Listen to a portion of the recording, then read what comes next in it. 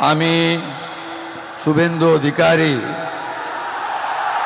ঈশ্বরের নামে শপথ করিতেছি যে বিধি দ্বারা স্থাপিত ভারতের সংবিধানের প্রতি আমি অকৃত্রিম নিষ্ঠা ও আনুগত্য পোষণ করিব।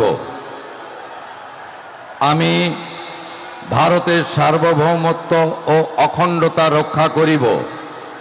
পশ্চিমবঙ্গ রাজ্যের মুখ্যমন্ত্রী রূপে আমার কর্তব্যসমূহ নিষ্ঠাপূর্বক এবং বিবেকসম্মতভাবে নির্বাহ করিব এবং ভয় বা পক্ষপাত, প্রীতি বা বিদ্বেষ রহিত হইয়া সকল শ্রেণীর জনগণের প্রতি সংবিধান ও বিধি অনুসারে ন্যায় আচরণ করিব।